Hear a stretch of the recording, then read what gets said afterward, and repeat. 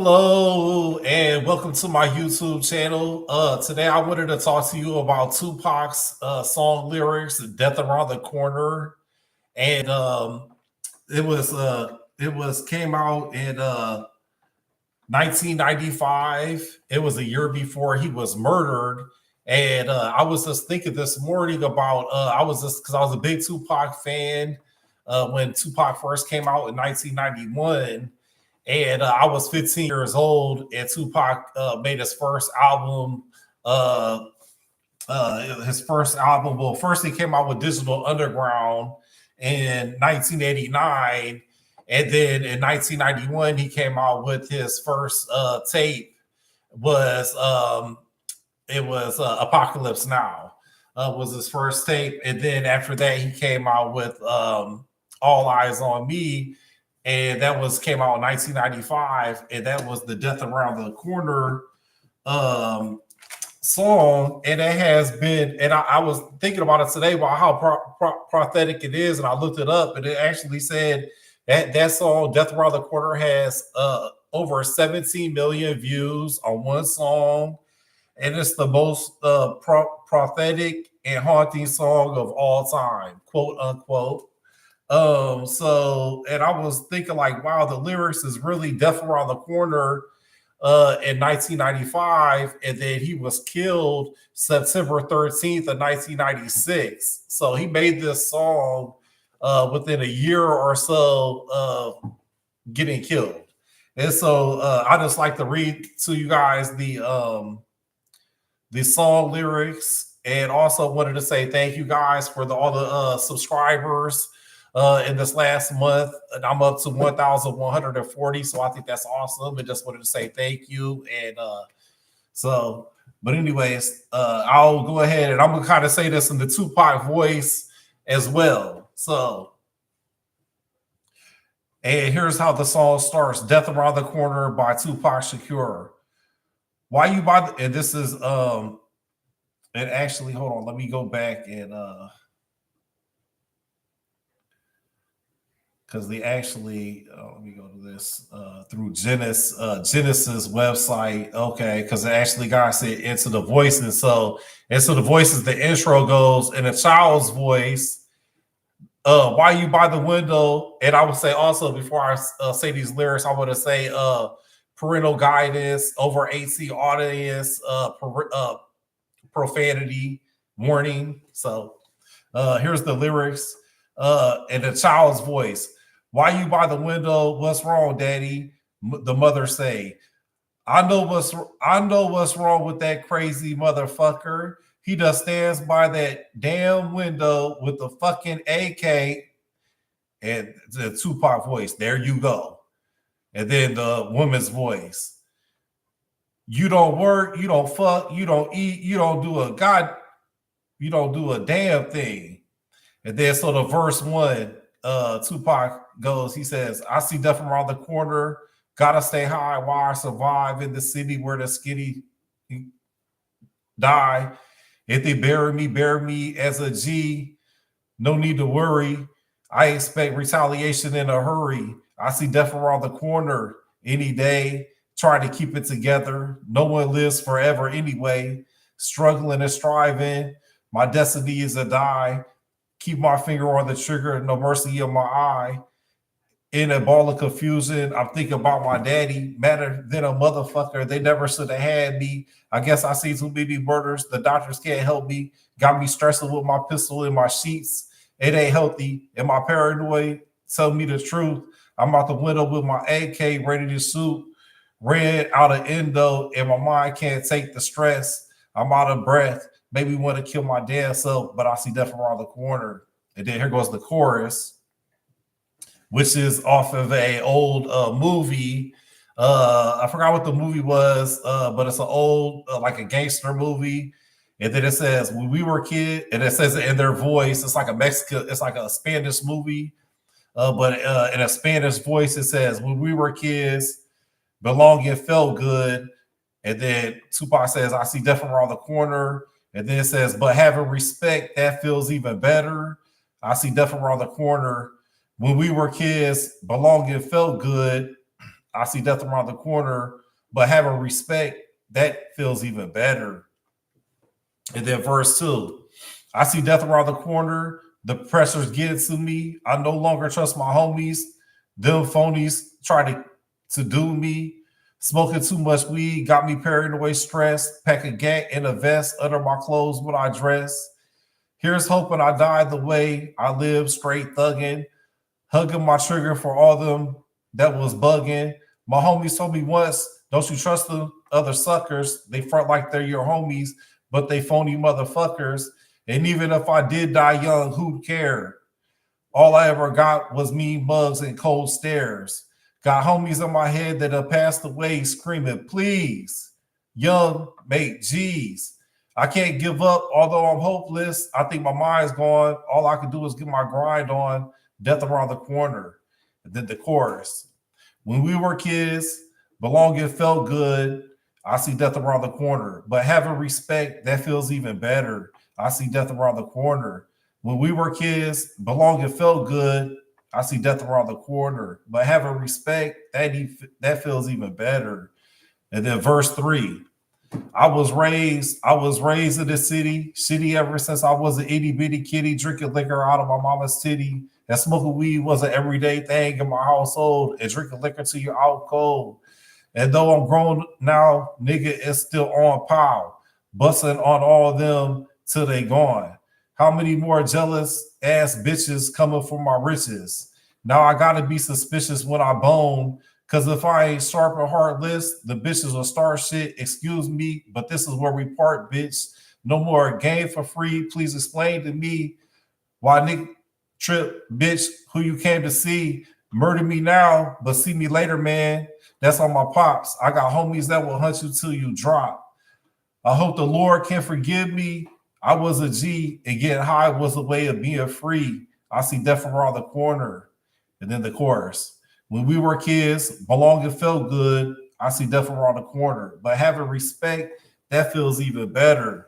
I see death around the corner. When we were kids, belonging felt good. I see death around the corner. But having respect, that feels even better.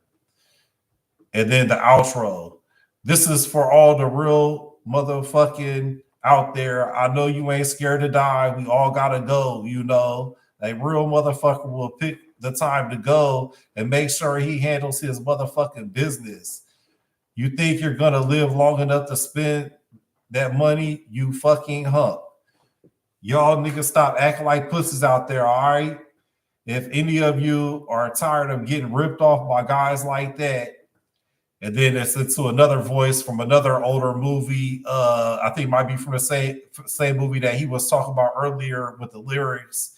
And it says, which was unique at that time, but I digress. And then so the other chorus comes on with the movie chorus, the Mexican Spanish voice.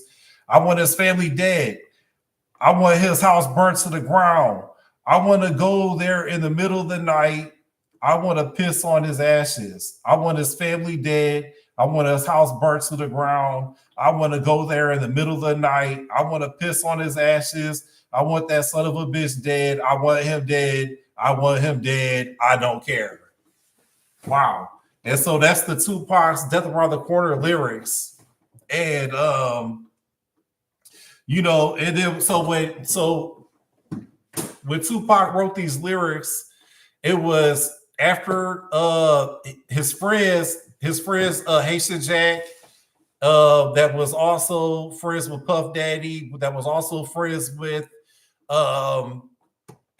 Biggie Smalls.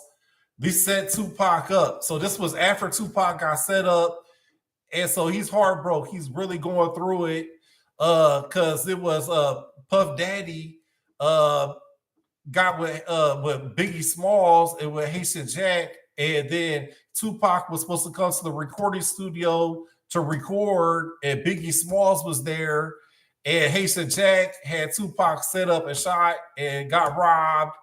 And so that was after so 2Pac is really in a dark place when he wrote this song and performed it. And also when he wrote this song was after he got accused of rape. that he never raped no Tupac never raped no woman, and so that was just a big setup to down his image because Tupac would never go with the agenda, so but Tupac was born the same parish Crooks. Tupac was born June 16, 1971, and Tupac died September 13th, 1996. And so when Tupac died, I was 19 years old. And but he came out, Tupac came out in 1989 with the 1988 with the Digital Underground. So when Tupac first came out, I was only 12 years old. And then so that was in 1988. Then 1991, he came out with Apocalypse Now was his first tape. I was 15 when that came out. And he also made his first film appearance in 1991. And so, but he went on to sell 75 million records.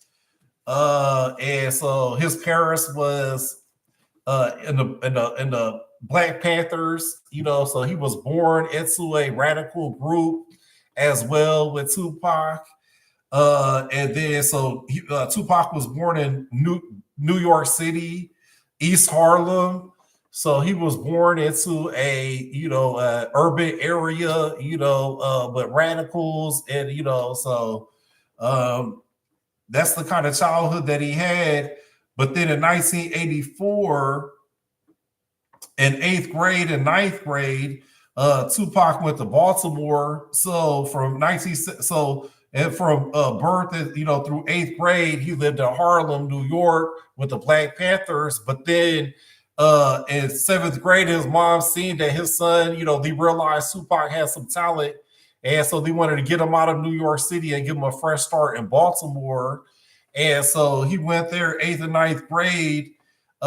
He was in the Baltimore public schools, and then in 9th grade, they see, he really got some more talent with the acting, poetry, and everything like that. So in 10th grade, he went to the Baltimore School of the Arts. And so by 10th grade, Tupac had a college education. His parents had him reading all kinds of books. Tupac was very well read, and he was a ferocious reader. He read a lot of books, and so he was a gifted intellectual. So in 10th grade, he went to the Baltimore School of Arts. He really flourished there, met a lot of famous people, a lot of good connections he met there. So that was in 10th grade. In 1984, however, just a short period of time after that, so in 10th grade, by 12th grade, he was in by 12th grade, he was in East Oakland, San Francisco, Marion City in 1988. So he was born in 1971 in New York City. Then in 1971 to 1984 in Harlem, New York. And then only a very short period of time was he in Baltimore. From 1984 to 1988, he was in Baltimore, which gave him a chance, from birth until 8th grade. He lived in Harlem, so it was rough with the Black Panthers. And then he got a break from that for 4 years, from 8th grade to 12th grade, 8th grade to 11th grade, I should say. He was in Baltimore, and he was in a better, thriving. So he had just a few years, just a year or 2 or 3 in Baltimore, to where he was in a positive, healthy environment. So he only had 1 or so years where he was in a good place and a good surrounding. And that's when he made his first interview, where he was really he was 17 years old. He was in high school. He made an interview that's real famous, and everybody say, "Oh, Tupac's gay. Look at this video he made when he was 17." Well, that's when Tupac was he didn't want to be a thug. He wanted to portray an intellect. He wanted to be an intellectual. He didn't want to be a thug. He wanted to be an intellectual person. That's what he was on. He was in that area of his life. And that's why a lot of people say, "Oh, Tupac was gay," or he was a CIA, because they watched one video when he was 18 and he was trying to speak softly and everything like that. But he was born vicious. He had a vicious upbringing. use your brain and just think about how it would be to grow up in 1971 to 1984 in New York City, in Harlem. Do you think by the Black Panthers, you think that was an easy upbringing? And then so he gets a few years in Baltimore and he flourishes. He makes his first interview video with the woman. He's really well spoken, really soft spoken, and people say that he's gay, but that's the people when they say that they have no understanding. But then in 1988, so just from 1984, 1988, he's in Baltimore, Maryland. By 1988, he's back in the hood again, back in East Oakland. His mom got on crack. He ain't got nowhere to go. He go all the way out to Oakland, California, Marion City. He gets in with these other old Black Panther people, and he eventually gets his a little bitty apartment. He tries hustling, but he always keep getting robbed and everything bad happening. Then he finally gets a break with Digital Underground, and he starts doing his dancing stuff, on the stage. But I mean, come on, so you would rather just make $200 a week working at McDonald's, or you would rather make $2,000 a week dancing on the stage? And if you ever had a hard life, you will understand you're gonna be dancing. You're gonna be, even if you're the most thuggish gangster person in the world. If you got an option of making $200 at McDonald's, or make $200 a week at McDonald's, or making $2,000 a week dancing on the stage with Digital Underground, you gonna be dancing. That's how it goes. So, but yeah, so he had his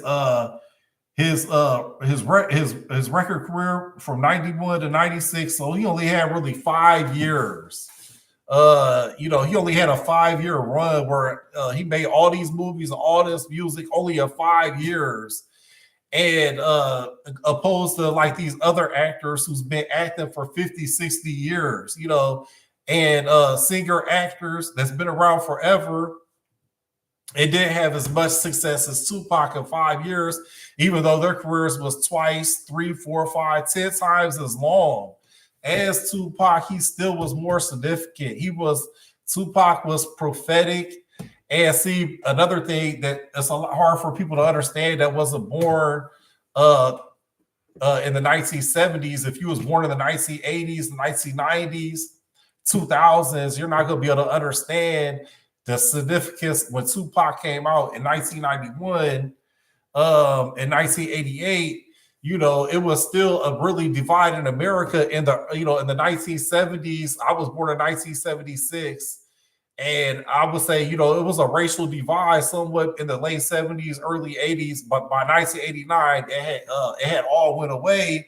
And that's when Tupac first came out. So he kind of made the culture crossover between the poor blacks and the poor whites, the poverty and the Mexicans, and Spanish people, all the poor people. Tupac kind of brought everybody together, where everybody was divided before that. Even the Latinos, the whites, the Mexicans, we was really divided. And I was born in 1976.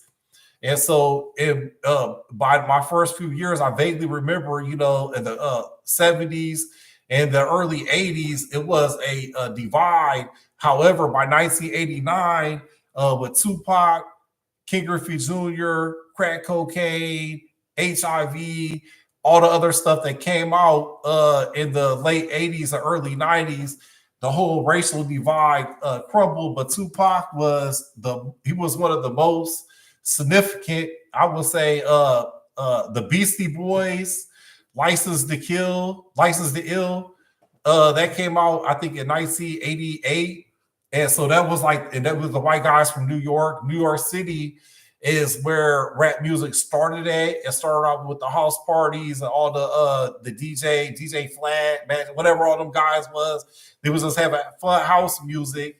And then from what I heard, not saying this is fact, but I heard that the CIA government, they started paying people in 1991 to make gangster rap music and negative music. And that's why a lot of people say Tupac was involved with the CIA, because the CIA started paying people to make selling drugs cool, make gangs cool.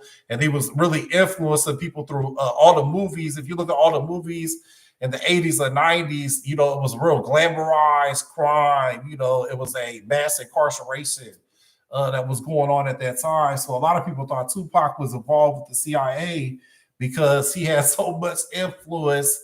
And a lot of people think that's why Tupac was killed, was because Tupac would not follow the CIA objective and the CIA agenda, and then so that's why Tupac was killed, basically because that's a whole conspiracy theory. I don't know why Tupac was killed. I think it's more, to it than what meets the eye, but so it's a lot of different theories out there. But anyways, and Tupac made in just a 5-year time frame, Tupac made so much music, so many movies, and also he wrote a book of poetry as well, the Rose from Concrete, which I read the whole poetry book. It was a very good read, a lot of good poetry in it. If you get a chance, I would get the Tupac book of poetry. It's called the Rose from Concrete, and it's basically where he's talking about it's a concrete jungle, but still a rose grew out of the concrete. It's a beautiful poem. But yeah, when Tupac wrote this song, Death Around the Corner, it was a very dark period of his life. He was accused of rape. He was set up by his friends to get shot 5 times and robbed. But Tupac made the most of it. And so this song got, like I said, it got 17 million views. And it was considered the most, quote unquote, most prophetic and haunting song of all time. So, but yeah, I just wanted to make a short video on Tupac Shakur. And like I said, I was a huge fan of Tupac. Tupac first came out when I was 12 years old with the Digital Underground, the Humpty Dance and all that. So I was like, man, this stuff's so cool. And so I've been a fan of Tupac. And I memorized all his music, all his song lyrics as a teenager. And I was just like, thug life, and I mean, but that's also, with Tupac's music, it's a lot of anger. And it's a lot of people, so it's a good expression to get it out. And so, but Tupac, I think Tupac was more than just a rapper. I think Tupac was more than just a music person. I think Tupac was very prophetic. And I think Tupac will be remembered in 1,000 years from now, when the majority of these famous people that's famous right now in our time, they will not be mentioned. But I believe that Tupac, I think he will be remembered, 1,000 years from now, just because he has so much effect on the culture. And then a lot of times it takes hundreds of years, like the great Buddha and a lot of the old people that's passed away, even Jesus Christ himself.